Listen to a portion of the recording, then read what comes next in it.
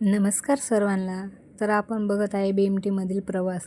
पण ह्या BMTसाठी जी main procedure आहे त्याचा मेन फायटर म्हणजे आपला मेन हिरो प्रज्ञेश, जो डोनर आहे त्याची एंट्री. प्रज्ञेशला सेल्स काढण्यासाठी हॉस्पिटलमध्ये ॲडमिट केली. त्यावेळेस त्याला आम्ही विचारत असताना म्हणजे त्याचे पप्पा त्याला विचारत होते, बाळा त्रास झाला का? त्यावेळेस तो सांगत होता की खूप मोठी सुई होती आणि मला समजलंच नाही, मला फक्त झोप येत होती, खूप झोप येत होती. या झोपेतच मला समजलं नाही. खरं तर प्रज्ञेशला ज्यावेळेस ॲडमिट केले त्यावेळेस आम्ही सर्वजण घाबरलो होतो, थोडेसे इमोशनल झालं होतं, भीती वाटत होती. कारण की प्रज्ञेश हा एवढा नाजूक आहे, त्याला साधं कोणी ओरडलं तरी तो एवढा रडायचा 1 तासभर.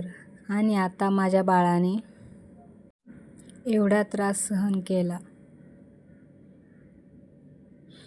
त्याचे सेल्स काढत होते त्यावेळेस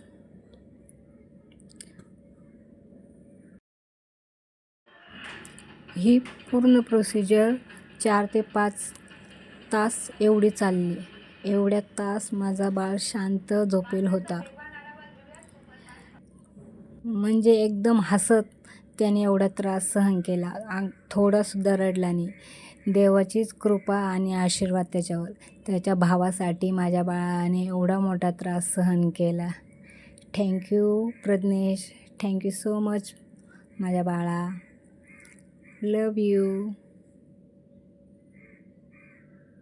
आपल्या दादासाठी एवढं मोठं काम केलं, शाब्बास अँड थँक्यू. पूर्ण प्रोसिजर झाल्याच्यानंतर प्रज्ञेशला 1 दिवस डेकरमध्ये ठेवलं आणि दुसऱ्या दिवशी डिस्चार्ज झाला. अशा प्रकारे डोनरचे सेल्स कलेक्ट केले.